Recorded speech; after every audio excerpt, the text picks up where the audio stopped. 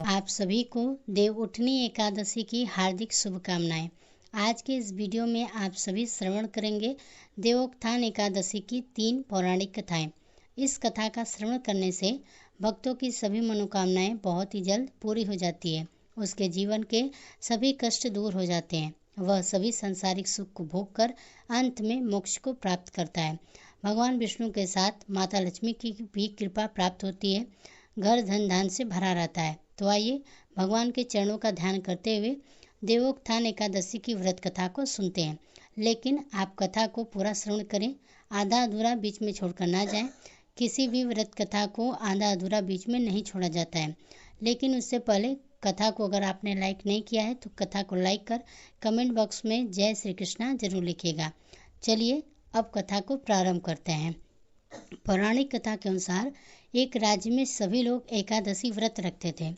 उस दिन नगर के किसी भी व्यक्ति या पशु पक्षी को अन्न का एक दाना भी नहीं दिया जाता था। एक समय ऐसा हुआ कि किसी दूसरी जगह का व्यक्ति राजा के दरबार में पहुंचा और नौकरी देने की प्रार्थना करने लगा। तब राजा ने कहा कि नौकरी तो ठीक है, लेकिन शर्त यह है कि माँ हमें 2 दिन एकादशी व्रत के दिन अन्न नहीं मिलेगा। राजा ने नौकरी की यह शर्त बताई तो उस व्यक्ति ने नौकरी के लिए राजा की शर्त मान ली। माँ एकादशी व्रत था, उस दिन उसे अन्न नहीं मिला।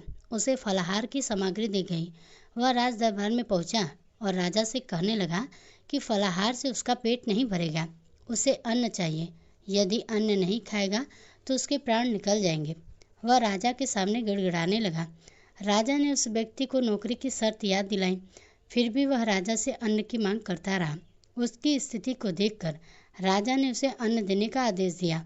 उसे आटा, चावल और दाल मिल गया। वह नदी के तट पर पहुंचा और सबसे पहले स्नान किया, फिर भोजन तैयार करने लगा। जब खाना बन गया तो उसने भगवान से प्रार्थना की कि भोजन तैयार है, आप भोजन ग्रहण करें। उसकी प्रार्थना सुनकर भगवान विष्णु अपने चतुर्भुज स्वरूप में पीले वस्त्र धारण किए हुए प्रकट हुए। उसने प्रभु के लिए भोजन परोसा। भगवान विष्णु अपने उस भक्त के साथ भोजन करने लगे। भोजन के बाद भगवान अपने लोक वापस और वह व्यक्ति अपने काम पर चला गया। जब अगली एकादशी आई तो उसने राजा से कहा कि उसे दोगुना अन्न दिया जाए। पहली एकादशी पर वह भूखा ही रहा, क्योंकि उस दिन साथ में भगवान ने भी भोजन किया। उतने अन्न में दोनों भोजन ठीक से नहीं कर पाते हैं। उसकी बात को सुनकर राजा अचरज में पड़ गया। राजा ने कहा कि तुम्हारी बात पर विश्वास नहीं है कि तुम्हारे साथ भगवान भोजन करते हैं। वह तो सभी एकादशी व्रत करता है, पूजा पाठ करता है, लेकिन आज तक भगवान ने उसे दर्शन नहीं दिए। इस पर नौकर ने राजा से कहा कि आपको विश्वास ना हो तो आप मेरे साथ चलकर स्वयं ही देख लीजिएगा। एकादशी के दिन राजा एक पेड़ के पीछे छिप गया। नौकर ने हमेशा की तरह नदी में स्नान किया और भोजन तैयार कर दिया।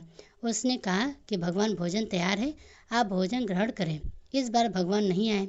उसने कई बार पुकारा लेकिन भगवान नहीं आए। तब उसने कहा कि यदि आप नहीं आए होते तो वह इस नदी में कूदकर जान दे देंगे।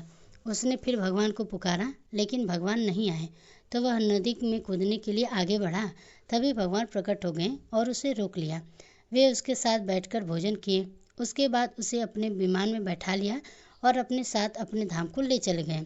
यह देखकर राजा को ज्ञान हुआ कि मन की शुद्धता के साथ ही व्रत और उपवास का फल मिलता है।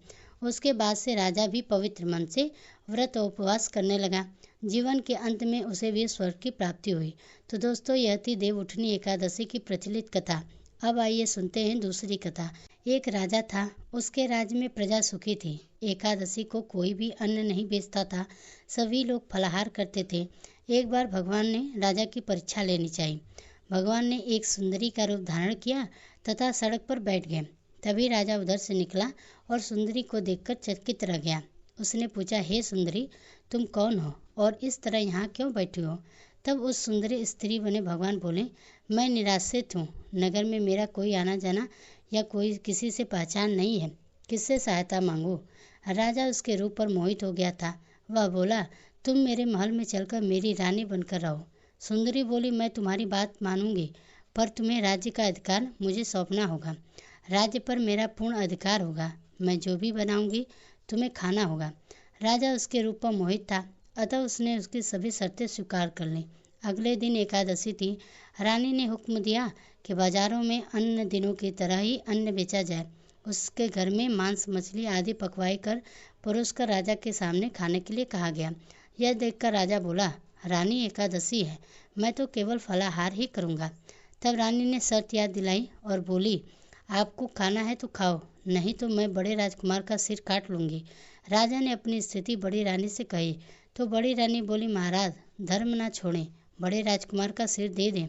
पुत्र तो फिर भी मिल जाएगा पर धर्म नहीं मिलेगा। इसी दौरान बड़ा राजकुमार खेल कर आ गया। माँ की आंखों में आंसू देखकर वह रोने का कारण पूछने लगा तो माँ ने उसे सारी वस्तु स्थिति बता दी।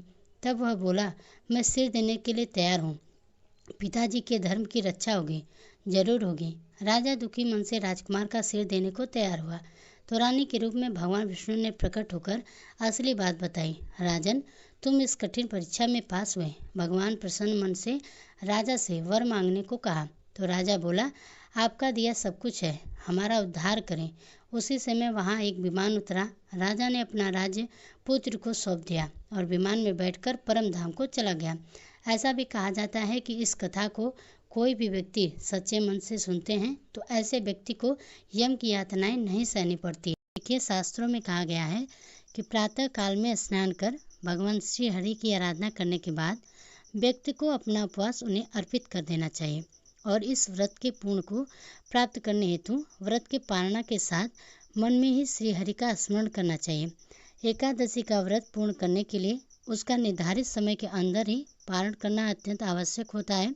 हमारे शास्त्रों में कहा गया है कि अगर कोई व्यक्ति एकादशी का पुण्य नियमों के साथ पालन करता है लेकिन द्वादशी पर उसका निश्चित समय में पालन नहीं करता है तो उसका व्रत अधूरा माना जाता है और फिर उसे द्वादशी के दिन संपूर्ण उपवास का पालन करना होगा और फिर वह त्रयोदशी के दिन पालन करके अपना व्रत खोल सकता है।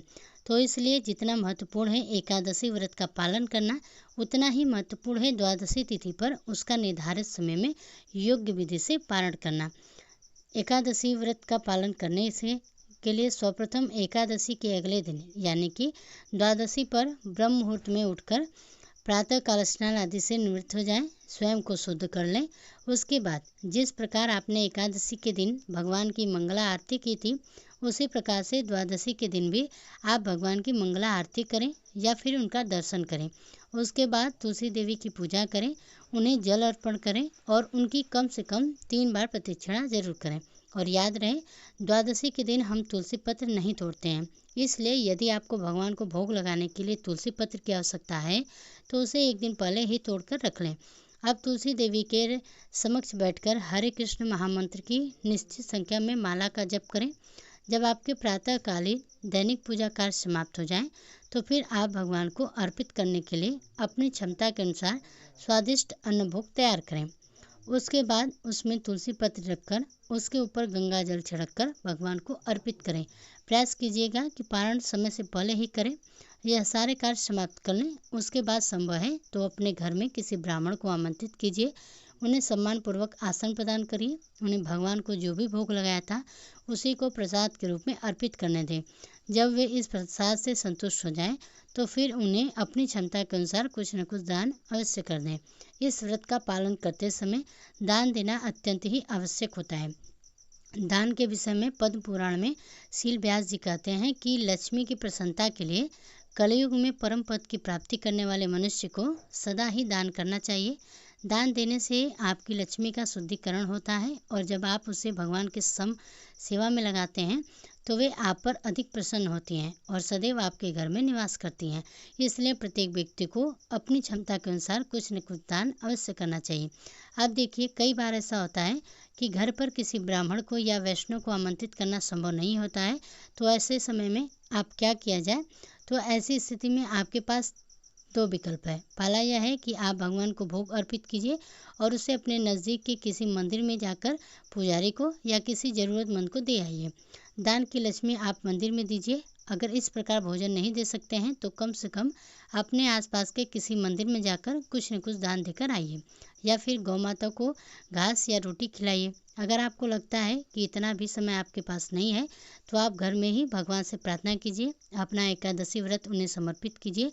लेकिन किसी किसी की भी स्थिति में कुछ कामना या कुछ दान अवश्य कर देना चाहिए या फिर वह दान निकाल कर अवश्य रख लेना चाहिए। दान देने से व्यक्ति के अंदर अपने धन के प्रति आसक्ति कम होती है और यह छोटा सा कदम धीरे धीरे ही सही लेकिन अंत में मनुष्य को वैराग्य की ओर अग्रसर करता है। इसलिए भी दान देना बहुत ही जरूरी होता है।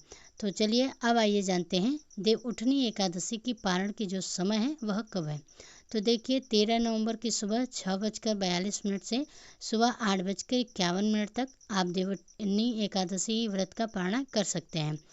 दोस्तों, आंवले के पेड़ पर भगवान विष्णु का वास माना गया है, इसलिए एकादशी व्रत के पारण में आंवले का भी विशेष महत्व होता है। एकादशी व्रत का पारण आंवला खाकर करने से अखंड सौभाग्य, आरोग्य और संतान सुख की प्राप्ति होती है। एकादशी के व्रत के पारण में चावल जरूर खाने चाहिए। एकादशी व्रत के दिन चावल खाने की मनाही होती है, लेकिन द्वादशी के दिन चावल खाना सबसे उत्तम माना गया है। धार्मिक मान्यता है कि एकादशी के दिन चावल खाने से व्यक्ति को रेंगने वाले जीव की योनि में जन्म मिलता है, लेकिन द्वादशी को चावल खाकर व्रत का पालन करने से इस योनि से मुक्ति मिल जाती है। एकादशी व्रत के पारण में इन चीज़ों को आपको शामिल बिल्कुल भी नहीं करना है। एकादशी का व्रत पारण करते समय कुछ चीज़ों का प्रयोग भोजन में भूलकर भी आपको नहीं करना चाहिए, जैसे कि मूली, बैंगन, मसूर, लहसुन, प्याज आदि को व्रत पारण में प्रयोग वर्जित माना गया है। बैंगन पित्त दोष को बढ़ाता है और उत्तेजनावर्धक होता है, वहीं मसूर की दाल को अशुद्ध माना गया है। मूली की तासीर ठंडी होती है, इसलिए यह व्रत के ठीक बाद सेहत के लिए सही नहीं होती है। लहसुन प्याज तामसिक भोजन होता है, इसका प्रयोग व्यापार में वर्जित है। ऐसा माना जाता है कि इसे खाने से उत्तेजना, क्रोध, हिंसा और शांति की भावना आती है। देवउठनी एकादशी का व्रत करने से मनचाहे मनोकामनाओं की पूर्ति होती है। देवउठनी एकादशी का व्रत रखकर भगवान विष्णु और माता लक्ष्मी की पूजा करने से जीवन में सुख शांति बनी रहती है। चाहती हूँ कि आज की यह कथा आपको पसंद आई होगी। अगर पसंद आई हो तो वीडियो को लाइक कीजिएगा, साथ ही हमारे चैनल को सब्सक्राइब जरूर कीजिएगा।